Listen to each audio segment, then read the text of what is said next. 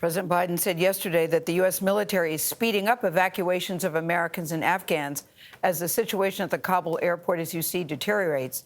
A CBS News poll finds that 63% of Americans support removing the troops from Afghanistan, but 74% believe this withdrawal has gone badly. Ed O'Keefe is at the White House, where he questioned the president at the news briefing. Ed, good morning to you. The video and the reports are so upsetting and disturbing.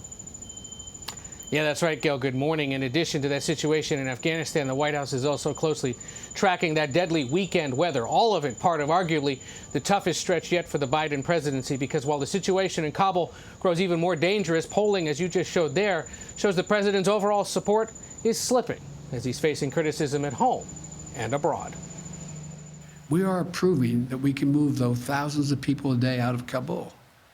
President Biden tried to ease concerns Sunday about the U.S. withdrawal from Afghanistan. There is no way to evacuate this many people without pain and loss of heartbreaking images you see on television.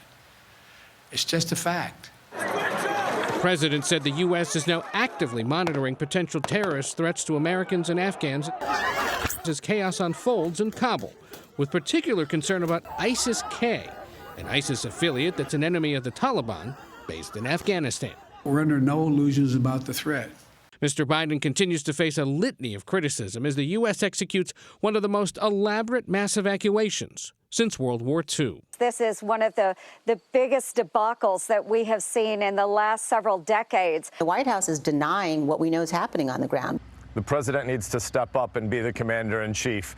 According to a new CBS News poll, not only do the majority of Americans believe the withdrawal of U.S. forces from Afghanistan has gone badly, but President Biden's overall approval rating has plunged 8 points in the last month, his lowest numbers yet.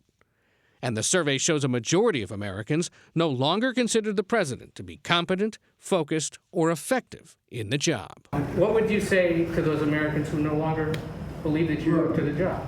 My job is to make judgments no one else can or will make. I made them. I'm convinced I'm absolutely correct in not deciding to send more young women and men to war for a war that, in fact, is no longer warranted. I think that history is going to record this was the logical, rational, and right decision to make. So the president plans to meet virtually tomorrow with the other leaders of G7 countries to discuss the global response to the situation in Afghanistan. And he's also scheduled to hold detailed security meetings every day this week to track the progress of the evacuation, Tony, as dozens of U.S. military jets continue flying people out of Afghanistan. And as the president said, he thinks history is on his side. Ed, thank you very much.